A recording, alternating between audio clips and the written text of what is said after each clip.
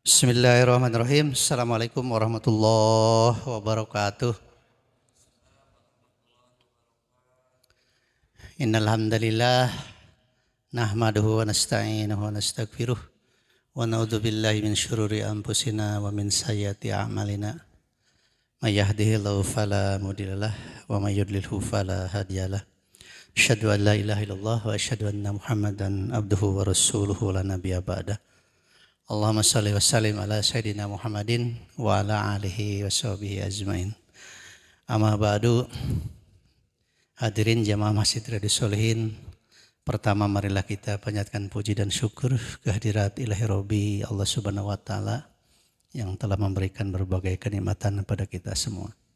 Salawat serta salam semoga tetap terlimpah curahkan kepada junjungan kita Nabi besar Muhammad sallallahu alaihi wasallam. Hadirin jamaah Masjid Riyadhus Shalihin, ngaji rutin malam Senin kali ini nampaknya sangat luar biasa.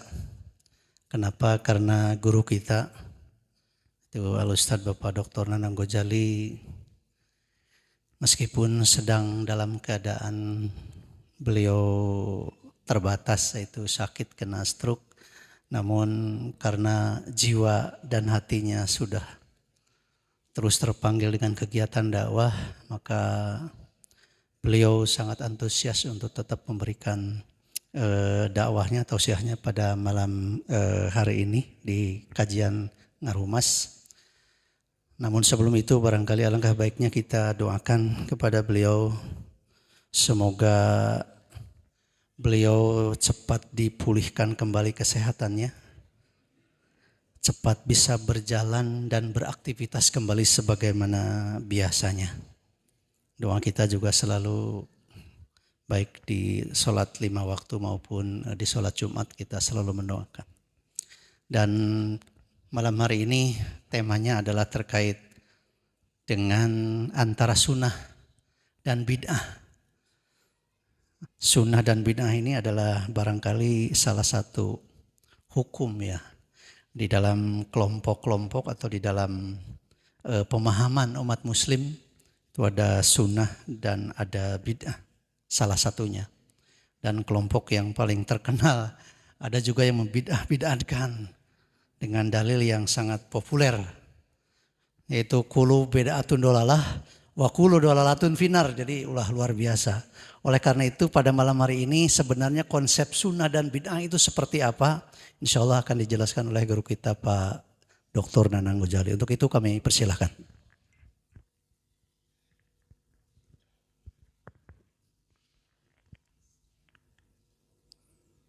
Assalamualaikum warahmatullahi wabarakatuh. Bismillah, alhamdulillah. Wassalatu wassalamu ala rasulillah wa ala alihi wa sahbihi wa mawala amma ba'd. Sebelum saya melanjutkan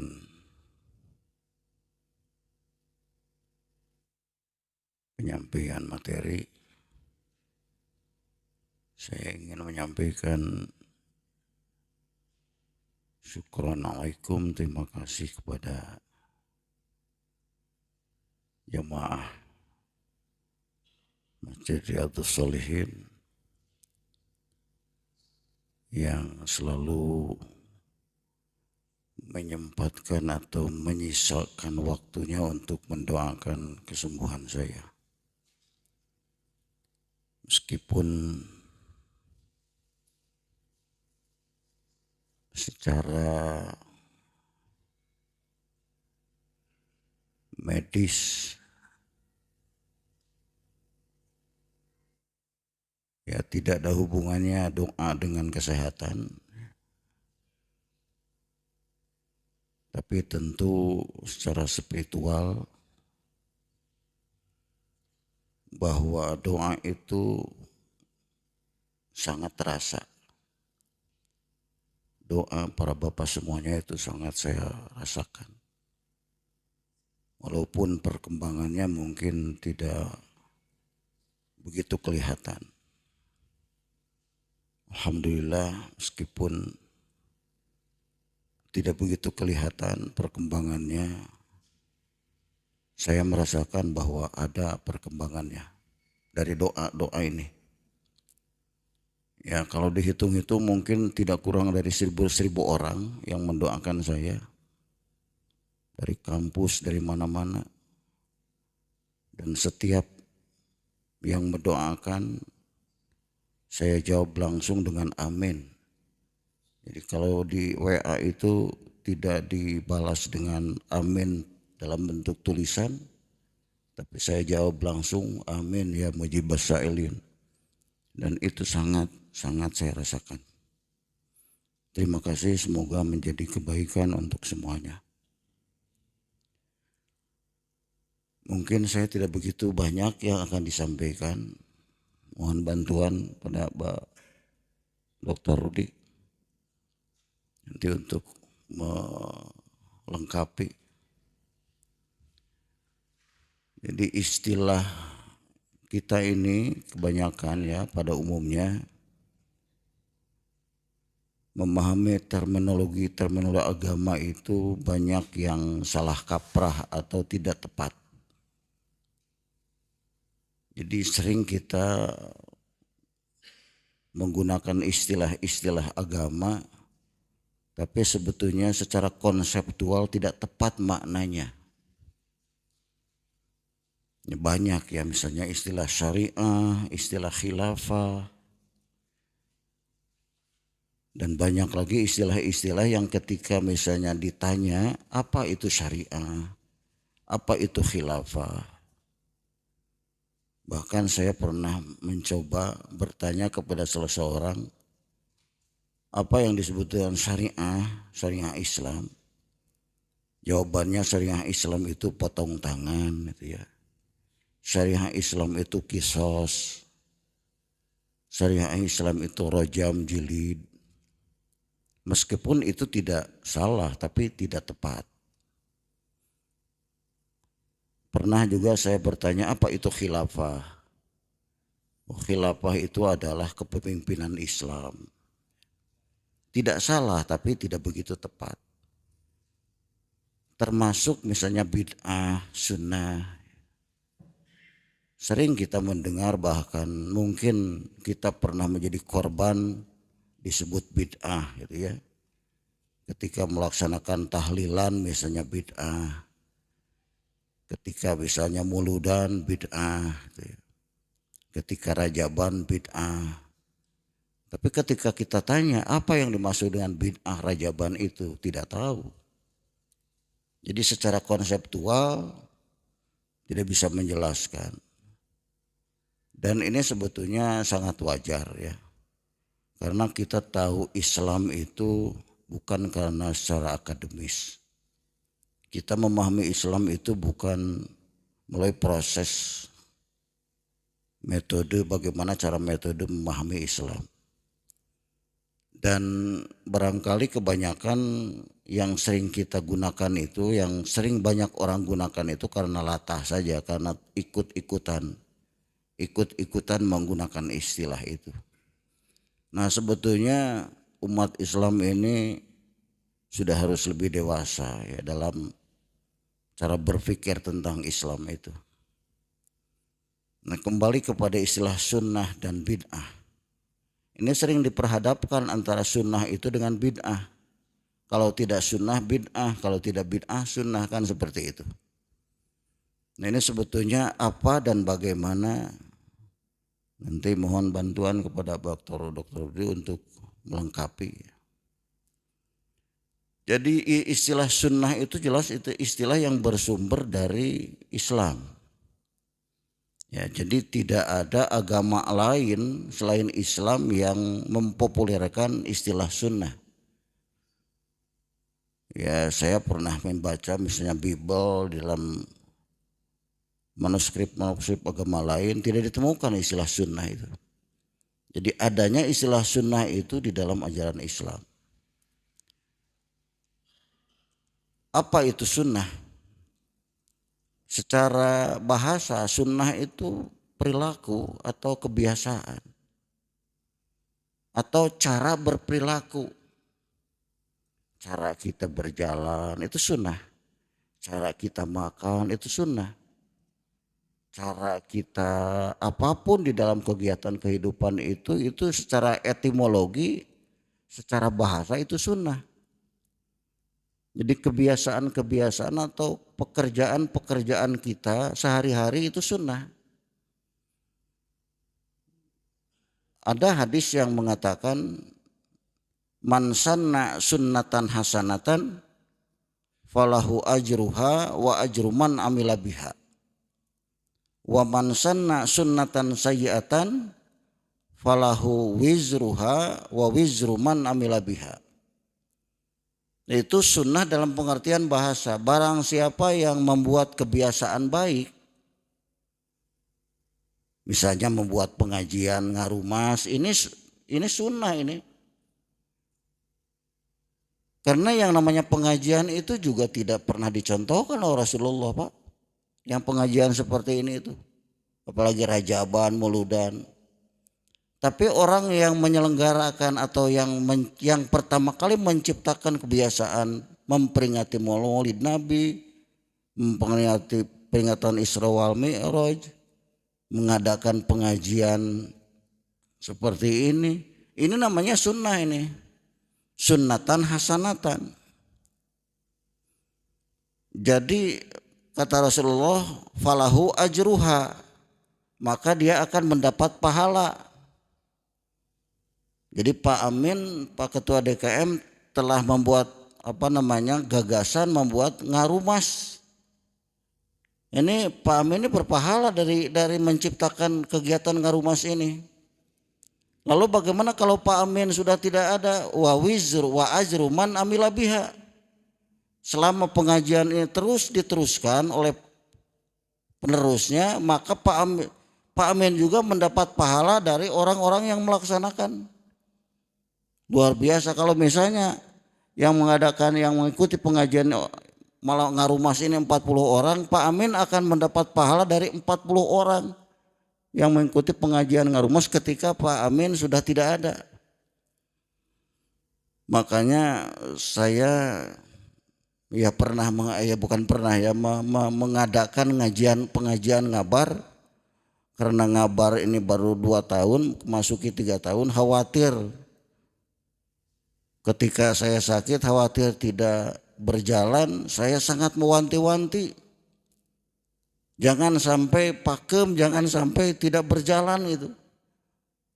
Sebab nyaah itu dah anak orang itu sudah sedemikian rupa susah payah membuat pengajian, ketika tidak ada sayanya kemudian tidak dilanjutkan.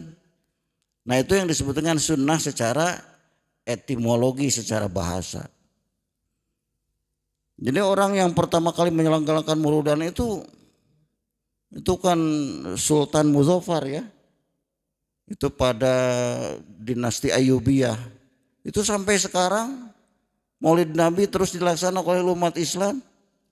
Yang pertama kali menyelenggarakan, yang pertama kali menciptakan peringatan Maulid Nabi akan mendapat pahala dari orang-orang jutaan, ratusan juta yang melaksanakan peringatan Maulid Nabi. Jadi sunnah dalam pengertian bahasa, sunnah dalam pengertian terminologi atau istilah itu ada 2.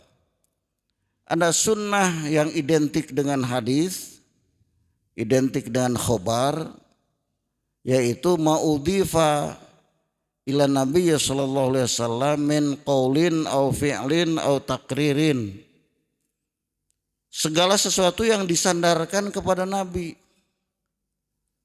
Ini ma'udhifa, bukan perkataan Nabi, tapi sesuatu yang disandarkan kepada Nabi. Kenapa definisinya tidak langsung adalah ucapan Nabi atau perbuatan Nabi? Karena yang menyampaikan hadis itu bukan Nabi sendiri. Yang menyampaikan bahwa itu adalah hadis adalah para periwayat hadis. Oleh karena itu maka definisinya sesuatu yang disandarkan kepada Nabi.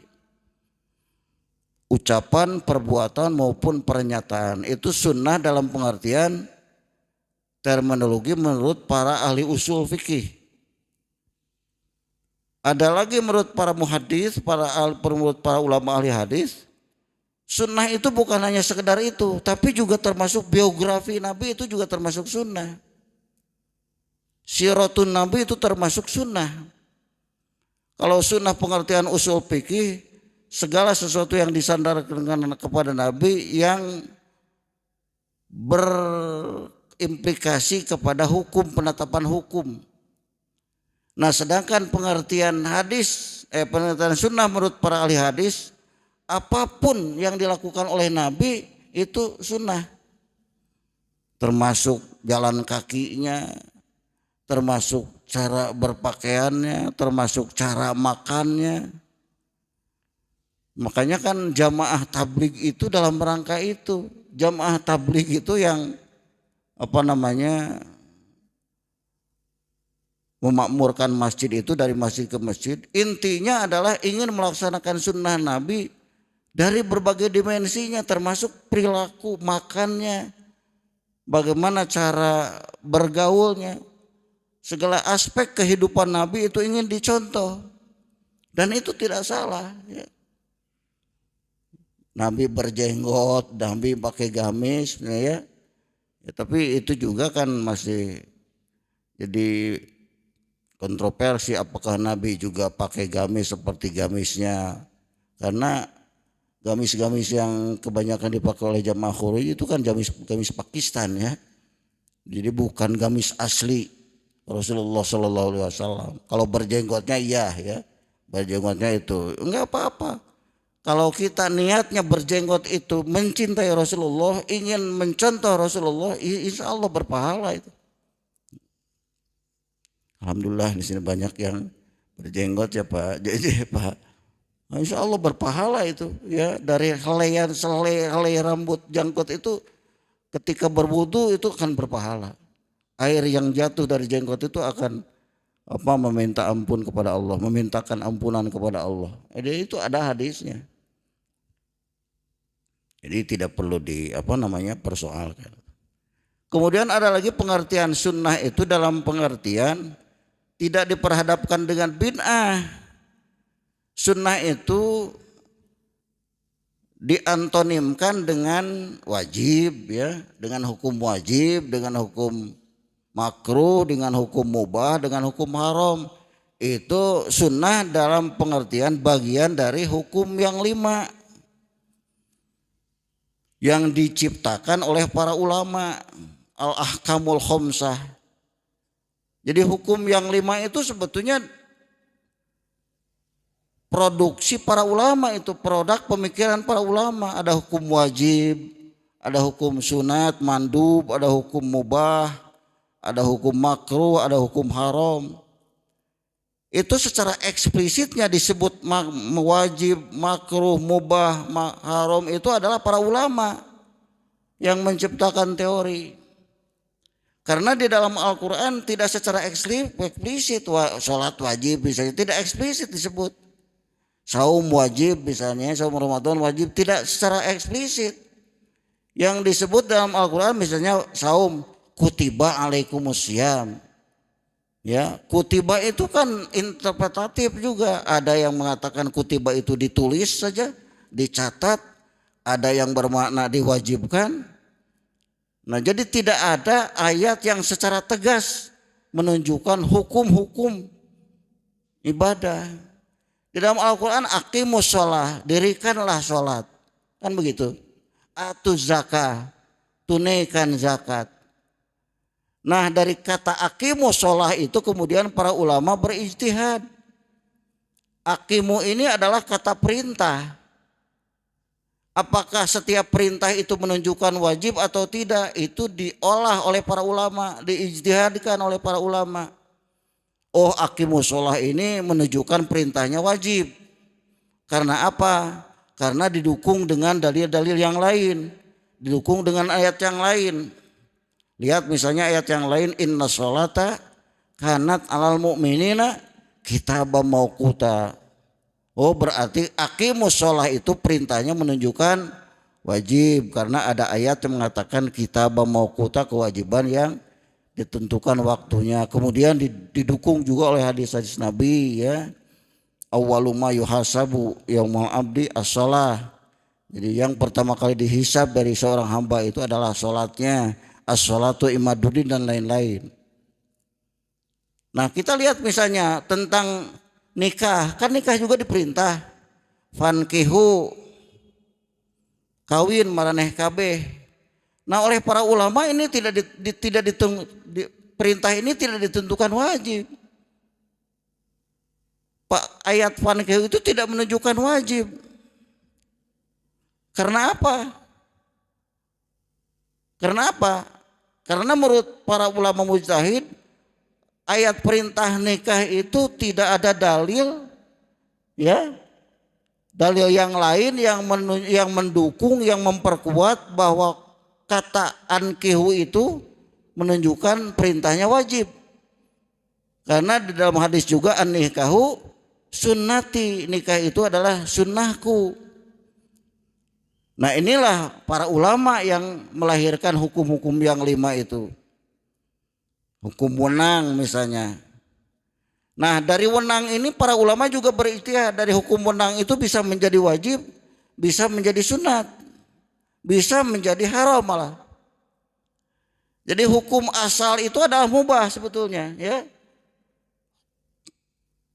Makan misalnya, makan itu hukumnya wajib tidak? Kan tidak ada dalil yang mengatakan bahwa makan itu wajib. Dan tadi wajib bukan pasti daharanya. Jadi hukum asal makan itu wenang. Tapi dari mubah itu bisa menjadi sunat, ya, bisa menjadi ibadah. Nah jadi kembali ada pengertian sunat dalam pengertian ma yusabu ala fa'lihi wa la yu'aqabu ala tarkihi. Yang disebut dengan sunat itu kalau dikerjakan mendapat pahala, kalau tidak dikerjakan, ini saya jadi teringat ke Pak Wahyu ya. Waktu itu pernah memberikan rumus matematik. Masih ingat ya Pak ya? Waktu itu memberikan rumus matematik, angka itu dari 1 sampai 9 ya, dari plus 1, dari min 1, min 2 sampai min 9, kemudian di tengah-tengahnya 0, terus dari 0 itu plus 1, plus 2, plus 3 sampai plus 9. Masih ingat barangkali Pak Wahyu? Jadi menurut Pak Wahyu yang disebut sunat itu bukan itu katanya. Bukan kalau dikerjakan mendapat pahala, kalau tidak dikerjakan tidak mendapat siksa. Konsep Pak Wahyu kalau dikerjakan mendapat pahala, kalau tidak dikerjakan mubazir gitu. Gitu ya. Karena harus ada nilainya.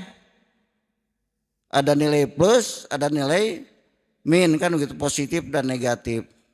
Saya kira kalau Pak Wahyu di UIN itu ya, itu bisa jadi disertasi itu. Ya, membuat konsep tentang hukum sunat. Sunat itu bukan mayusabu ala fa'lihi wa la yu'aqabu ala tarkihi, tapi kalau dikerjakan mendapat pahala, lamun teu dipigawe nyaah gitu. Nah, jadi kalau kan implikasi psikologisnya kalau lamun teu dipigawe moal disiksa, pan jadi moal ngalaksanakeun. Ya, tapi kalau tidak dikerjakan nyaah mah pan nyaah atuh. Walaupun sunat. Oleh karena itu kenapa orang banyak melalaikan sunat? Karena konsep itu. Jangan-jangan karena konsep itu. Jangan-jangan karena moal disiksa iya gitu. Tapi lamun konsepnya nyaah ieu teh sananya bari sunat da lamun dikerjakeun pahala, penyaah eta teh pahala gitu. Ini mohon maaf ini apa namanya bicaranya agak relo sedikit ya. Jadi banyak juga makhorijul huruf yang apa namanya yang kurang sekarang ini gara-gara stroke ini. Nah kemudian tentang bid'ah tadi saya jadi apa keingetan ke hadis tadi, kullu bid'atin dhalalah. Ada 2 versi hadis itu. Yang pertama kullu bid'atin dhalalah wa kullu dhalalah finnar. Ada lagi yang tidak pakai itu Pak. Ada lagi yang sampai wa inna kulla bid'ah dhalalah gitu. Jadi ada hadis yang diriwayatkan oleh Imam Abu Dawud dan At-Tirmidzi, may ya'ish minkum ya min ba'di fasayara ikhtilafan katsira fa alaikum bisunnati wa sunnatil khulafair rasyidin al mahdiyyin addu bin nawajid iyyakum wa muhdatsatil umur wa inna kulla bid'atin dhalalah. Jadi kalau menurut Imam An-Nawawi, setiap bid'ah sesat itu, kata setiap itu tidak menunjukkan semuanya. Artinya tidak semua bid'ah itu sesat. Jadi sebab di dalam ilmu ma'ani ada kul lil jami, ada kul lil majmu, atau kul kulliyah, ada kul juz'iyah gitu. Jadi kul kulliyah itu setiap, misalnya setiap warga BTN Gria Maleber Saroleh gitu ya. Nah tentu saja tidak setiap. Jadi yang dimaksud dengan setiap itu tentu harus ada yang ditaksis. Jadi kalau orang mengatakan setiap warga Gria Maleber ahli ibadah, itu kira-kira semuanya tidak itu? Ya pasti dalam pikiran kita itu tidak semuanya, pasti ada satu dua. Tapi karena sedikit ya disebut semuanya saja. Jadi artinya ada kul yang meliputi seluruh afrod, ada yang kul tidak meliputi seluruh afrodnya dan harus taksis. Jadi kul itu tidak meliputi semuanya. Jadi tidak semuanya bid'ah gitu. Kullu bid'atin dhalalah. Jadi artinya tidak semua bid'ah dhalalah. Tidak semua bid'ah sesat. Artinya ada bid'ah yang tidak sesat. Makanya ada juga ulama yang mengatakan yang membagi bid'ah itu kepada bid'ah hasanah ya. Ada buku yang ditulis oleh siapa itu? Tokoh NU, judulnya itu bid'ah hasanah ya. Bid'ah hasanah itu bid'ah yang baik. Bahkan ada lagi ulama yang membagi ada bid'ah yang wajib. Incuk orang ada anehnya bid'ah tapi wajib gitu. Tapi memang faktanya ada.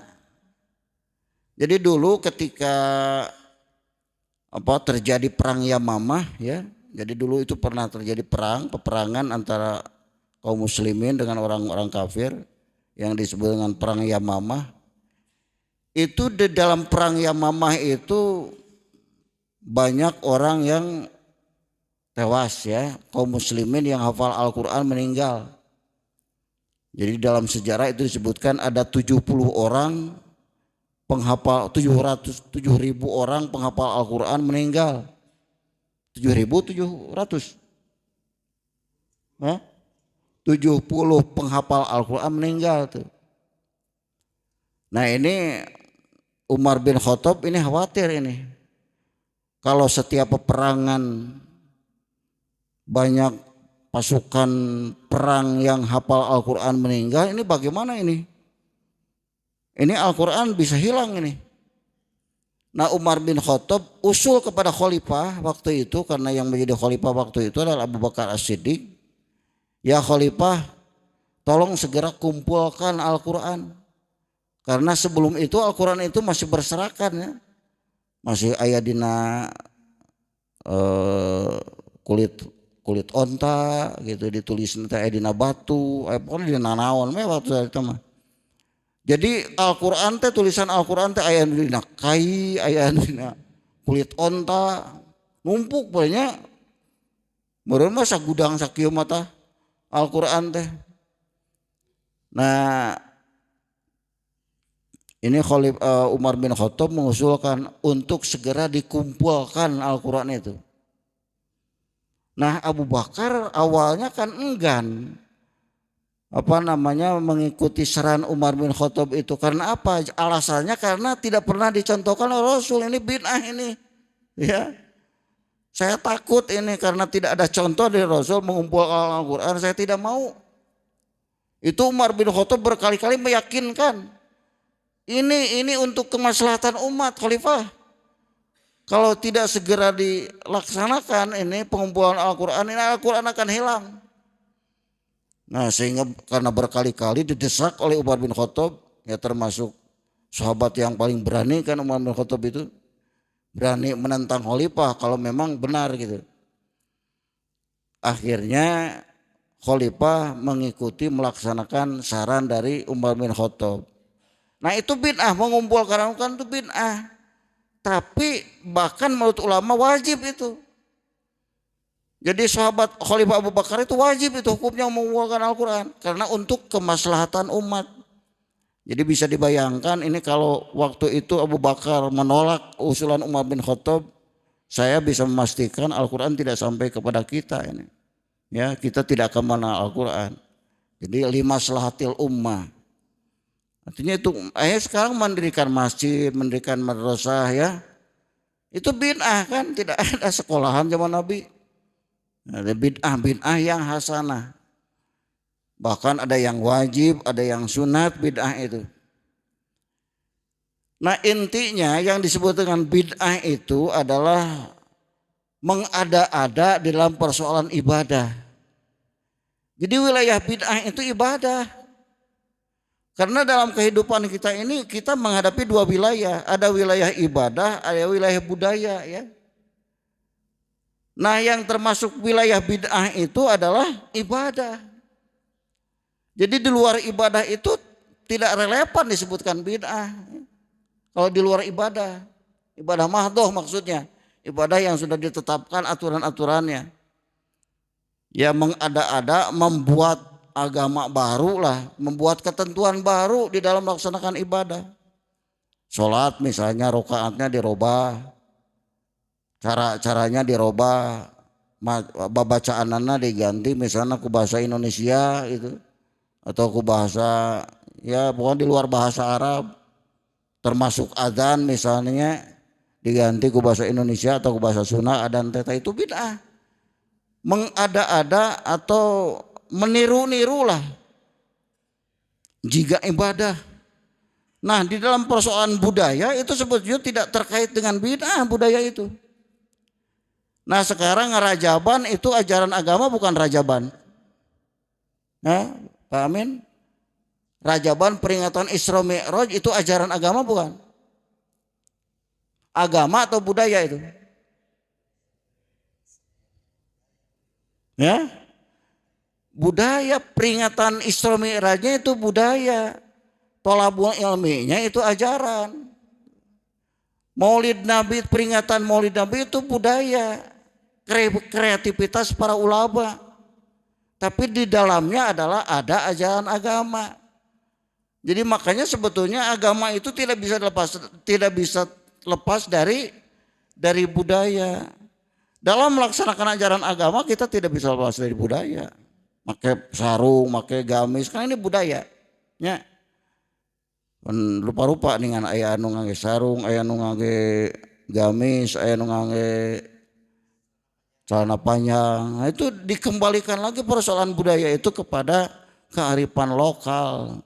Jadi tidak ada urusannya dengan, meskipun sebetulnya di dalam ajaran Islam itu budaya juga bisa menjadi berpahala ya.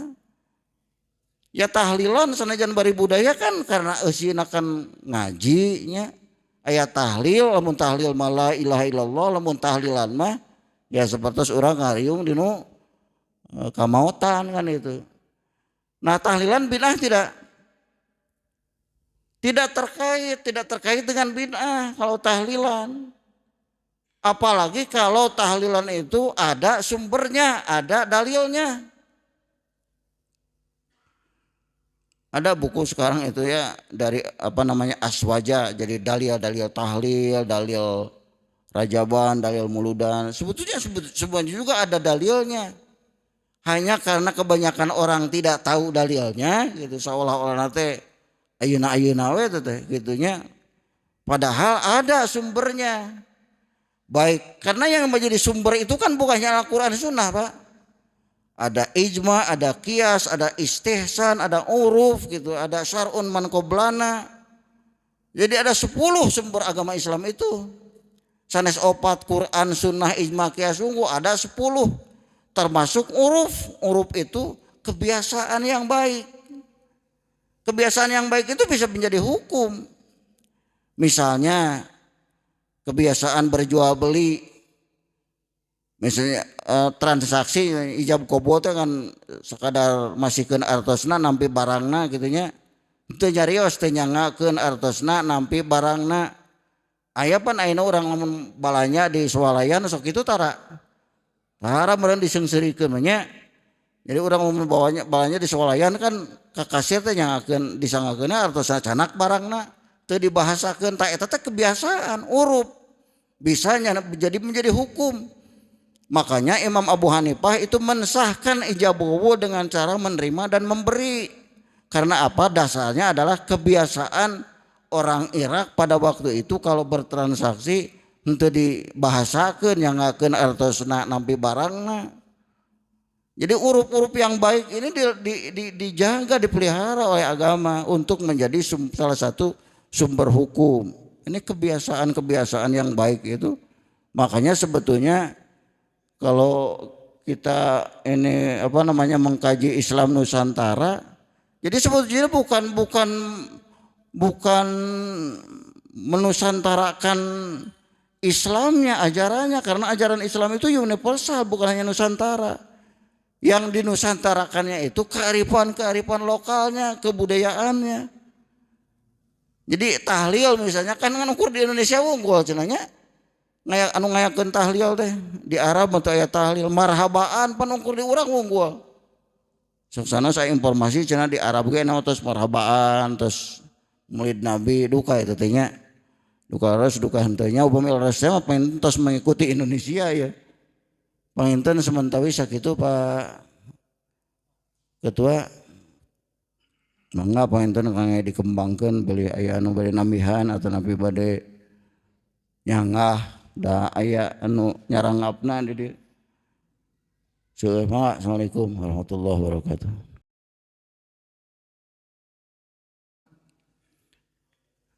Ya, jadi justru yang sering membid'ah-bid'ahkan itu Wahabi ya. Jadi sekarang sedang ramai juga di media sosial ya, debat antara Aswaja dengan Wahabi. Jadi sebetulnya ini tidak bisa dipersatukan ya. Jadi yang namanya perbedaan pendapat itu kan solusinya adalah saling menghargai. Jadi kalau memang mereka mengatakan bid'ah, ya biarkan saja, tidak perlu membid'ah-bid'ahkan. Sebab bagaimanapun seorang ulama diam ya, kalau terus dibid'ah-bid'ahkan pasti melawan itu. Dan ketika melawan itu tidak akan ada ujungnya, Pak. Ya kita lihat misalnya di media sosial antara Abdul Somad dengan siapa gitu yang dari Wahabi, Jawas, ya Jawas. Ya tidak akan selesai ya. Yang namanya perbedaan pendapat itu kan solusi yang paling jitu adalah saling memahami, saling menghormati. Tidak perlu membid'ah-bid'ahkan ya. Karena apa? Karena semua juga ada dasar. Ada dalilnya, semuanya punya dalil. Hanya mungkin yang membid'ah-bid'ahkan itu dalilnya hanya Quran Sunnah. Ya kalau hanya kembali kepada Quran Sunnah ya seperti itu Pak. Coba lihat dalil yang lain misalnya. Dalil pendapat para ulama yang disebut dengan ijma para ulama. Dalil qiyas, dalil istihsan, dari syar'u, dari masalihul mursalah. Nah mereka kalau menurut saya ya, mereka tidak tahu konsep masalihul mursalah, konsep kemaslahatan. Jadi kan hukum itu tidak hanya bisa dilihat dari segi materinya saja, tapi juga harus dilihat filosofinya. Apa ini hukum ini, untuk apa ini? Ya. Misalnya tadi tentang mengumpulkan Al-Quran. Kalau tidak kembali kepada dasar masulul musalah, maka ini tidak akan terjadi pengumpulan Al-Quran itu. Itu yang Pak Jinya. Cekap. Nah tentang makhraj itu ya sebetulnya yang ketentuan harus menggunakan tajwid dan makhraj itu hanya membaca Quran Pak, ketentuannya gitu ya. Karena kan ada wal akhdhu bit tajwidi hatmun lazimun malam yujawwidil qur'ana athimun. Jadi belajar ilmu tajwid itu hukumnya wajib. Barang siapa yang membaca Al-Qur'an tanpa tajwid maka membaca Al-Qur'annya berdosa. Jadi hanya untuk membaca Al-Qur'an saja sebetulnya. Tapi ya tentu saja kalau baca sholawat dengan pakai tajwid juga akan baik, tapi tidak berdosa. Masa sholawat mah dzikir temangnya tajwid gitu tengah makhraj tidak berkonsekuensi dosa itu. Yang berdosa itu kalau membaca Al-Qur'an tanpa memperhatikan kaidah-kaidah makhrijul huruf dan tajwidnya. Oh lagam tadi ya. Nah lagam itu budaya sebetulnya. Lagam itu termasuk budaya. Tapi walaupun budaya Nabi mengatakan iqra'ul Qur'an biluhunil Arab. Bacalah Al-Quran dengan langgamnya Arab gitu ya. Itu sudah ada batasan sebetulnya. Jadi oleh karena itu tidak boleh kita membaca Al-Quran dengan langgam Jawa, dengan langgam Sunda. Sebab apa? Sebab nanti akan berpengaruh kepada tajwidnya Pak. Coba enak baca Al-Quran ngangge langgam Cianjuran pasti kacau itu teh. Tajwid jeung makhrajna teh. Jadi atos dipaketkeun gitu ku Kangjeng Rasul teh. Jadi kan iya. Jadi kapungkur abdi kantos membimbing tadarus di BPKP di Bandung gitu ya. Pansieuna jalmi teh di mana-mana BPKP mah. Jadi maca Quran teh sesuai sareng lagam-lagam daerah ya kacau eta teh. Karena tajwidna susah dilereskeunna ge. Gitu dan mengikuti lagam. Selama sanes mengikuti lagam kada mengikuti tajwid. Janten upami urang ngaos Quran ngangge lagam anu tiasa ngaraksa karena tajwid teu kenging itu teh.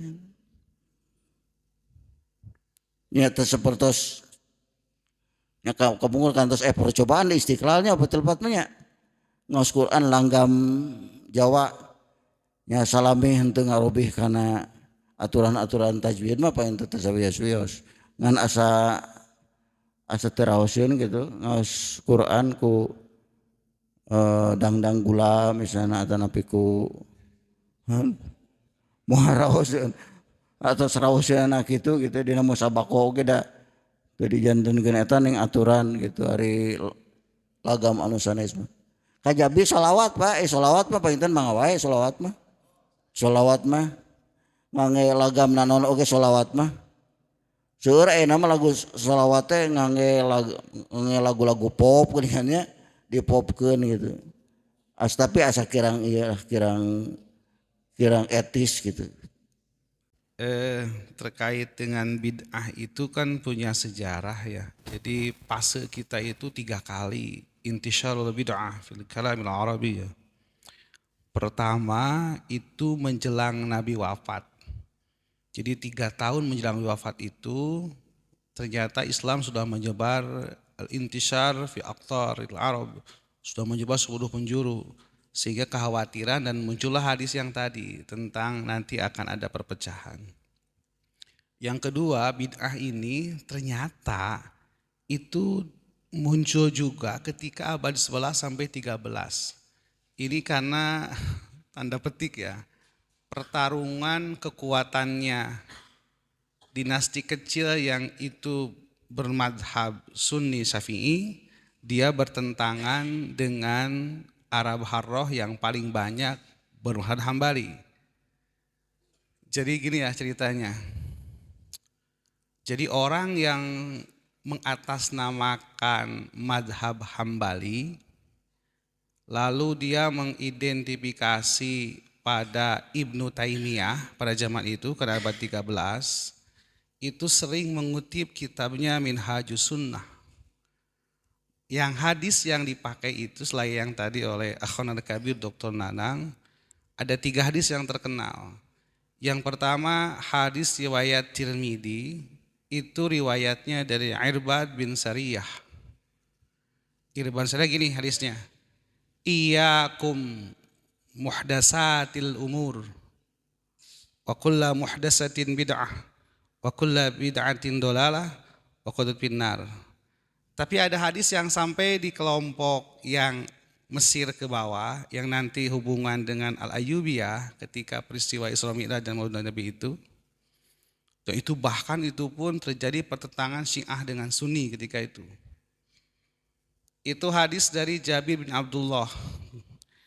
Karena Rasulullah yakhtubu bla bla bla bla. Ngawaskeun kieu may yahdihillahu fala mudhillalah wa may yudlilhu fala hadiyalah. Terus wasyarrul umuri muhdatsatuha wa kullu muhdatsatin bid'atun wa kullu bid'atin dolalah kullu dolalatin finnar. Nah, itu pertentangan seperti itu. Yang tadi ya, jadi kata kul itu ada yang jami, ada yang majmu. Ternyata yang paling agak longgar pendapat itu sebegini sebenarnya.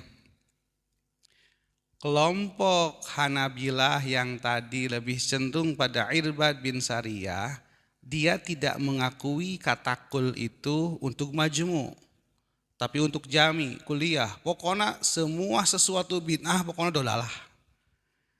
Tapi di kelompok kiri, di kelompok yang satu lagi, muncul salah satu sultan ulama namanya Syekh Al-Imam Izzuddin bin Abdissalam. Dia gurunya As-Sarbini, dia gurunya imam-imam Imam Syafi'i. Nulis kitab namanya Qawaidul Ahkam fi Masud Anam, sampai membagi 5 yang tadi. Ada bid'ah wajibah, ada bid'ah mandubah, ada bid'ah jaizah, ada bid'ah karahah, ada bid'ah yang haram, kan gitu, yang tahrim. Nah, kata dia begini, mungkin ada kekeliruan ya. Urida bihi al-am walakin fihi takhsis. Yang dimaksud itu oleh mereka sepertinya padahal di situ adalah kulnya adalah majmu. Dia yang sifatnya juz'iyah karena ada kata-kata qarinah fi amrina. Yang agak parah lagi hari ini, bukan parah ya, biarkan saja pemikiran. Ketika muncul setelah pasca Komite Hizaz, lalu muncul gerakan-gerakan Salafiyah Wahabism, dan itu diidentifikasikan dengan Syekh Muhammad bin Abdul Wahhab. Tapi saya baca, Akhwan Al-Kabir, Pak Dr. Nanang, saya baca kitabnya, itu agak tebal, 345 halaman. Al-Wahabiyatu min khidmati man. Wahabiyah itu berarti apa? Ternyata Al-Imam Muhammad bin Abdul Wahhab itu kan dia hambali murni, dia menjadi pengikut Ibnu Taimiyah. Jadi dia tidak mengakui diri ingin diakui sebenarnya. Tapi kelompok tertentu karena aliran politiknya Alus Saud yang ingin menggulingkan Turki Utsmani ketika itu. Maka disitulah gencar-gencar bid'ah. Lagi-lagi setelah ada, mohon maaf ya, saya juga tidak terlalu kenal orang itu, tapi sering dikutip. Bisa jadi benar pendapatnya, bisa jadi tidak. Nasruddin Al-Albani. Kalau sekarang melihat kitab hadis suka ada Sohahahu Al-Albani. Itu tahun 78, mulai dia mengikuti untuk tashih hadis. Nah, hadis-hadis itu ditashih oleh mereka. Sehingga nanti memunculkan di kita Abu Yazid Jawas, memunculkan Dr. Riza Basalamah, menghasilkan yang lain-lain. Nah, media-media yang ada di kita itu, mohon maaf, kalau di media untuk tulis itu ada majalah Al-Wa'i, ada majalah Al-Wafi, ada majalah Islam. Kalau di media online itu ada Roja atau yang lain-lain. Jadi ini fasenya sudah 3 kali gitu kan, 3 kali. Makanya saya sepakat juga dengan Akhwan Al-Kabir nih Pak Dr. Nanang bahwa tidak setiap sesuatu yang baru itu bid'ah. Pasti ada sesuatu yang asalnya dia mukhalifan lil kitab was sunnah baru. Tetapi kalau tidak mukhalifan dia tidak bid'ah. Gitu Pak Inten.